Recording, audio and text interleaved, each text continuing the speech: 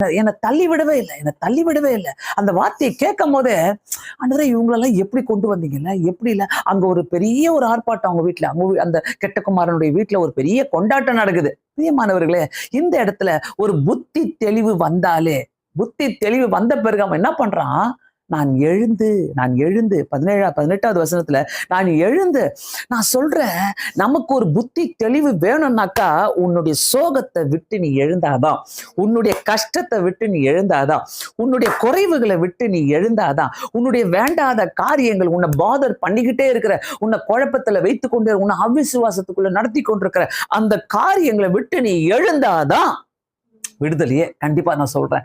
ஏன்னா கர்த்தர் கைவிடவே இல்லை. தாம் தெரிந்து கொண்ட ஒவ்வொரு நபர்களையும் கர்த்தர் தள்ளிவிடவே இல்லை, தள்ளிவிடவே இல்லை.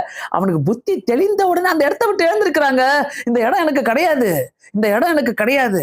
அவன் பண்ணி சாப்பிடுற அந்த சாப்பாடை சாப்பிட்டு கொண்டிருந்தவன், எல்லா காசும் தீர்ந்துச்சு, சோகத்துல இருந்தவன், கஷ்டத்துல இருந்தவன், துன்பத்துல இருந்தவன், வியாதியில இருந்திருப்பான். ஒருவேளை அந்த இடத்துல அவன் நினைச்சதெல்லாம், நான் எழுந்து போறேன், இது என்னுடைய இடம் கிடையாது, எனக்கு ஒரு நல்ல இடம் இருக்குது, கர்த்தர் எனக்கு அதை வச்சிருக்கிறாரு.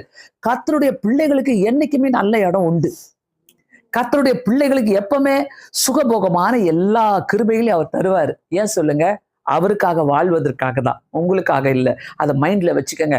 எதை கொடுத்தாலும் கர்த்தர், எதை செஞ்சாலும், ஆண்டவரே இதுல நான் எப்படி நான் மகிமைப்படுத்துவேன், இதுல நான் எப்படி உமக்காக உபயோகப்படுத்துவேன், இதை நான் எப்படி ஆண்டவரே உமக்காக செலவு பண்ணுவேன், இதை நான் எப்படி ஆண்டவரே உமக்காக நான் வாழ்ந்து முடிப்பேன் நம்ம நினைக்கிறோம்னாக்கா கண்டிப்பா கர்த்தர் நம்மளை தள்ளிவிடவே மாட்டாரு. எதுக்கு சோகங்கள் வருது, எதுக்கு கஷ்டங்கள் வருது, எதுக்கு நிம்மதி இல்லாத தன்மைகள் வருதுன்னா ஆண்டவரை விட்டு நம்ம தள்ளி விடுறோம். ஆண்டவரை தள்ளி விடுறோம். அவர் நம்மளை தள்ளி விடல, நம்ம ஆண்டவரை தள்ளி விட்டுறோம். இல்ல ஆண்டவரே, லெட் மீ திங்க், நானே என்னை பத்தி யோசிச்சுக்கிறேன். ஆண்டவரே நீங்க வேண்டாம், ஆண்டவரே நீங்க அது வேணாம்னு சொல்லுவீங்க, இது வேணாம்னு சொல்லுவீங்க, இப்படி போடுவீங்க, அப்படி போடுவீங்க, அதெல்லாம் எனக்கு வேணாம் ஆண்டவரே, நான் என் ரூட்லயே போறேன் ஆண்டவரே, அது நல்லா இருக்குது ஆண்டவரே. சோ ஆண்டவரை நம்ம என்னைக்கு தள்ளி விடுறோமோ நிம்மதியே இருக்காதுங்க. ஆண்டவரை நம்ம என்னைக்கு தள்ளி வைக்கிறோமோ நம்ம நினைக்கிறதெல்லாம் நடக்காதுங்க. ஆண்டவரை நம்ம என்னைக்கு தள்ளி வைக்கிறோமோ, பிரியமானவர்களே, நமக்குன்னு கர்த்தர் ஒரு ஆசீர்வாதங்களை வைத்திருக்கிறார். நான் அடிக்கடி நான் சொல்லுவேன், ஆண்டவர் ஏலியாவுக்கு மட்டும் கேரியத்தை ஆற்றங்கரைய வைக்கல, ஏலியாவுக்கு மட்டும் சாரிபாத்தை அவரு குறிச்சி வைக்கல.